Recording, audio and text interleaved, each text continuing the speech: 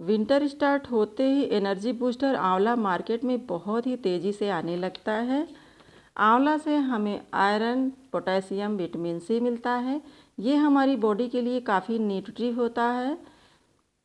तो आंवला सर्दियों में जितना यूज़ किया जाए उतना ही कम है। तो फ्रेंड्स, आज हम आप लोगों के लिए लेकर आए हैं आंवला की most popular recipe chyawanprash. Chyawanprash को घर में हम परफेक्ट तरीके से कैसे बना सकते हैं, जिसे खाकर आपकी हेल्थ पूरे साल एकदम फिट रहेगी।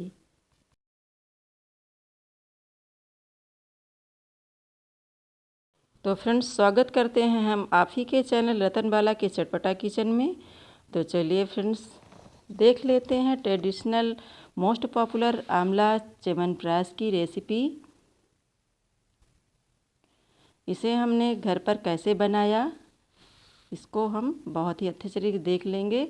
और आप लोग बिना वीडियो को स्किप किए हुए पूरा वीडियो देखें, तभी आपको समझ में आएगा कि घर पर हम बहुत ही परफेक्ट तरीके से कैसे बनाए हैं हमने च्यवनप्राश।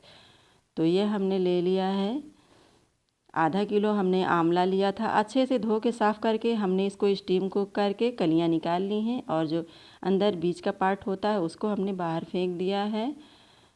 और हमने ले लिया है 250 ग्राम अदरक को अच्छे से धुल करके साफ़ करके हमने इसका छिलका उतार लिया है। और ये हमने ले लिया है खजूर। खजूर हमारा जो है 200 ग्राम है। इसके भी हमने बीज निकाल करके बाहर फेंक दिए हैं। 50 ग्राम हमने लिया है तुलसी की ताज़ी फ्रेश पत्तियाँ, और 100 ग्राम हमने लिया है बादाम। और ये हमने 20-20 ग्राम ड्राई इंग्रेडिएंट्स मसाले हमने ले लिए। जावित्री, दालचीनी, हरी वाली इलायची है, पिपरी है। हमारी च्यवनप्राश में पिपरी बहुत ही फ़ायदेमंद होती है, सर्दी के दिनों में बहुत ही ज़्यादा फ़ायदे करती है। और थोड़ा सा हमने जायफल ले लिया है। 20 ग्राम ही हमने लिया है लौंग। इन सभी चीज़ों को हम एक साथ पाउडर बना लेंगे, फाइन पाउडर बना करके तैयार करेंगे हम इसका। जावित्री भी हमने ले ली 20 ग्राम। 20 ग्राम दालचीनी है हमारी। सभी चीज़ें 20-20 ग्राम हैं, और सभी चीज़ों को हमने पेस्ट बना लिया है। बादाम का भी हमने सूखा पाउडर बना लिया है। मसाले भी हमने पाउडर बना लिए हैं, बाकी चीज़ें अलग अलग पीस लिए। तुलसी और खजूर हमने एक साथ पीस लिया है। एक साथ इसका हमने पेस्ट तैयार कर दिया। आंवला, अदरक अलग अलग पेस्ट तैयार किए हैं। 100 ग्राम हमने शुद्ध घर का देसी घी लिया है। हमने 100 ग्राम ही हमने लिया है गुड़। तो चलिए फ्रेंड्स, अब हम बनाने के प्रोसेस में चलते हैं। तो हमने ली है भारी तले की कढ़ाई। एक बात आपसे हम बता दें कि जब भी आप च्यवनप्राश बनाएं, तो कढ़ाई जो बर्तन यूज कर रहे हैं बनाने के लिए वो भारी तले का होना चाहिए, भारी बर्तन होना चाहिए। तभी हमारा परफेक्ट तरीके से च्यवनप्राश बन करके तैयार होता है। तो चलिए फ्रेंड्स, बना लेते हैं। जो हमने 100 ग्राम घी लिया था उसको हम कढ़ाई में डाल दिए हैं, और इसको हम मेल्ट होने देते हैं। जब घी हमारा मेल्ट हो जाएगा तो इसमें हम डाल देंगे बादाम का जो हमने पाउडर बना करके तैयार किया है। तो घी हमारा गर्म हो गया है अच्छे से। अब हम बादाम का पाउडर डाल देते हैं। 200 ग्राम बादाम का हमने पाउडर तैयार किया है। अब इसको हम भून लेते हैं। एक बार हम आपसे बता देते हैं कि हमने फ्लेम को इस दौरान हमने मीडियम टू लो पर किया हुआ है। धीमी आंच पर हमको सभी चीज़ों को भूनना है। तो बादाम का कच्चापन निकल चुका है, बहुत ही बढ़िया सी खुशबू आने लगी है। इसी टाइम पर हम डाल देते हैं अदरक का पेस्ट। तो अदरक के पेस्ट में आप देख रहे हैं हल्का सा हमने पानी मिला करके इसका पेस्ट बनाया था। तो हम तब तक इसको भूनेंगे जब तक इसका पूरा पानी अच्छे से सूख नहीं जाता है। तो इसको हम भूनते रहेंगे। इस दौरान हमने फ्लेम को मीडियम टू लो पर ही किया है। पूरे प्रोसेस में हम फ्लेम को मीडियम टू लो पर ही रखेंगे। धीमी आंच में बहुत ही पेशेंस से इसको बनाया जाता है, तभी बहुत ही बढ़िया च्यवनप्राश हमारा बन करके तैयार हो जाता है। मार्केट जैसा एकदम च्यवनप्राश बन करके तैयार होगा। हम बनाएंगे पूरी तरह से ट्रेडिशनल तरीके से।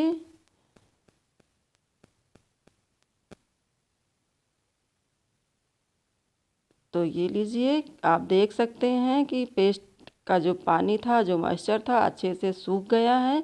अब इसी के साथ हम डाल देते हैं आंवला का पेस्ट, और उसको भी हम इन्हीं के साथ भून लेते हैं अच्छे से। जब तक इसका कच्चापन नहीं निकल जाता हम तब तक इसको भूनेंगे। बहुत ही पेशेंस के साथ इसको बनाना होता है, जल्दीबाजी बिल्कुल मत करिएगा। बहुत ही बढ़िया आप बना पाएंगे च्यवनप्राश, घर पर ही मार्केट जैसा च्यवनप्राश बना पाएंगे। पूरे वीडियो में अंत तक बिना स्किप किए हुए बने रहिएगा। बहुत ही बढ़िया तरीके से हम बताएंगे आपको च्यवनप्राश बनाना, वो भी पूरी तरह से ट्रेडिशनल तरीके से।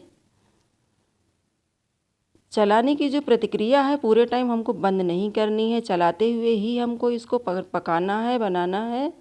हमको इसको रख करके बिल्कुल नहीं पकाना है, भूनते रहना है पूरे टाइम। तो आप देख सकते हैं आंवला का जो पेस्ट है इसका भी कलर चेंज हो गया है। इसी के साथ हम तुलसी और खजूर का जो पेस्ट हमने तैयार किया था उसको भी हम डाल देते हैं। आंवला अदरक अच्छे से भून चुकी है हमारी, तो पूरा पेस्ट इसमें हम डाल देते हैं और फिर से हम भूनना शुरू करते हैं। अच्छे से इसको एकसार कर लेंगे पूरे पेस्ट में बढ़िया से चलाते हुए।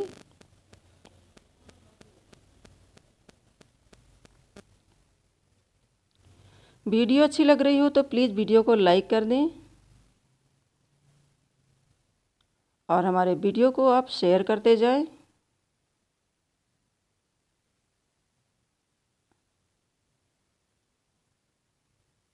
इसी तरह से चलाते हुए हम सभी चीज़ों को भून लेंगे। इसके बाद जो हमने मसाले तैयार किए थे पीस करके उसको भी हम इसमें ऐड कर देंगे। अच्छे से इसको भून लिए हैं हम। अब छलनी ले लेते हैं, एक छलनी में मसाला हम डाल देते हैं और इसको छान लेते हैं। इसी के ऊपर छानना बहुत ज़रूरी होता है ताकि हमारे जो पार्टिकल्स हैं वो निकल जाएं। और ये जो पार्टिकल्स निकलते हैं इनको हम फेंकेंगे नहीं, इसको चाय बनाते समय हम इसको थोड़ा थोड़ा चाय में डालेंगे। बढ़िया मसाले वाली चाय बन कर के तैयार होगी। इसको भी हम मिलाते हुए इसी तरह से पकाते हैं, भून लेते हैं। चलाने की प्रतिक्रिया हमें बंद नहीं करनी है, बराबर चलाते हुए हमको पूरे बनाना है।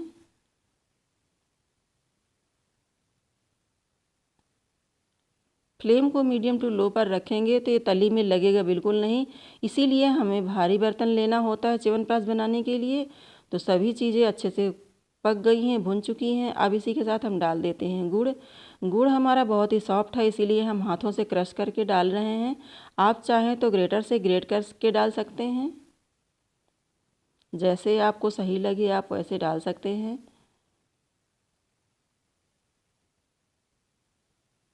बहुत ही आसानी से हाथों से क्रश हुआ जा रहा है गुड़ हमारा। तो इसको ऐसे ही क्रश करते हुए हम सारा गुड़ डाल देते हैं। 100 ग्राम हमारा गुड़ था। हमें ज़्यादा गुड़ का यूज़ नहीं करना है क्योंकि हमने 200 ग्राम खजूर का यूज़ किया है।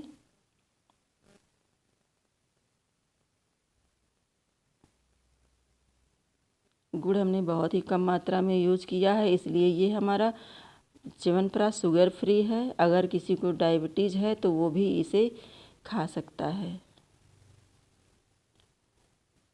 बराबर हम चलाते रहेंगे और थोड़ी देर के लिए हम थोड़ा सा फ्लेम को बढ़ा देते हैं ताकि हमारा गुड़ जो है अच्छे से मेल्ट हो जाए, इसमें एकसार हो जाए।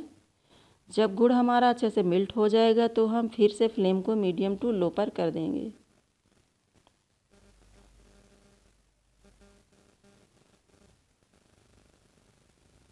ये लीजिए, आप देख पा रहे होंगे कि गुड़ का कोई पार्टिकल्स नहीं दिख रहा है।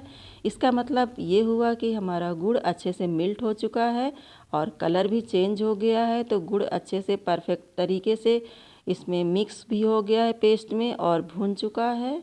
इसी तरह हम चलाते हुए इसको भूनेंगे। फ्लेम को तब तक हमने कर दिया मीडियम टू लो पर फिर से, और इसी तरह हम चलाते रहेंगे जब तक ये तली को हमारे अच्छे से छोड़ने नहीं लगता। कड़छी जैसे ही हम नीचे से लगाएंगे वैसे ही हमारी एकदम क्लीन पेंदी निकलेगी और कलर इसका चेंज हुआ निकलेगा।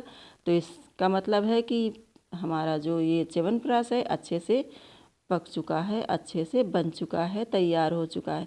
देखिए कड़छी से जल्दी नहीं गिर रहा है, इसका मतलब ये परफेक्ट तरीके से बन चुका है। आप देख रहे हैं जल्दी से नहीं गिरता है।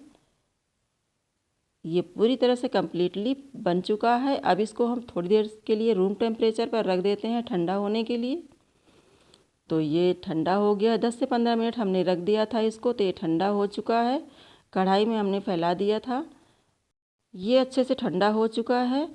अब ये कंटेनर में स्टोर करने के लिए एकदम तैयार है। याद रखें, इसको किसी बर्नी, किसी जार या कंटेनर में भरने से पहले इसको एकदम से ठंडा कर लेना है। गरम हमें बिल्कुल नहीं स्टोर करके रखना है, नहीं तो ये ज़्यादा दिन नहीं चलेगा, क्योंकि ये प्रिजर्वेटिव नहीं है, होममेड च्यवनप्राश है। तो जो है इसको बहुत ही सावधानी से हमें स्टोर करके रखना होता है। एकदम ठंडा हो जाता है, इसको हमें फ्रिज में रख करके ठंडा नहीं करना है बिल्कुल भी, रूम टेम्परेचर पर ही हमको इसे ठंडा करना है। तो हमने ये जार एकदम फिल कर दिया है। बाकी जो बचा है दूसरी बर्नी में हम भर करके स्टोर करके रखेंगे।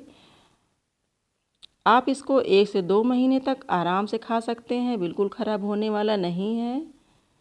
अब ये जो बच गया है इसको हम दूसरे जार में भर देंगे। तो ये हमारा ट्रेडिशनल तरीके से परफेक्ट होममेड च्यवनप्राश बन करके तैयार हो गया है। आप भी ज़रूर ट्राई करें।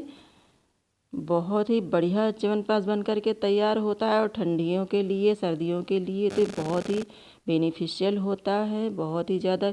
इसमें जो पिपली पड़ी हुई है, ये सर्दी, जुखाम, कफ, पित्त, वात, कफ के लिए बहुत ही बढ़िया होता है। तो पिपली का यूज़ ज़रूर करें च्यवनप्राश में।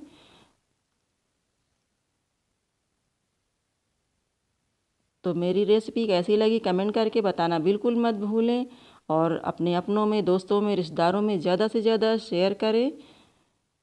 तो ये हमने कंटेनर का ढक्कन लगा दिया है, इसको हम सूखी जगह पर इसको स्टोर करके हम रखेंगे। तो आप भी ज़रूर इसको ट्राई करें और बताएं कमेंट करके कि ये कैसा बना। तो हम मिलते रहेंगे इसी तरह की नई रेसिपी के साथ। तब तक के लिए बाय बाय, टेक केयर।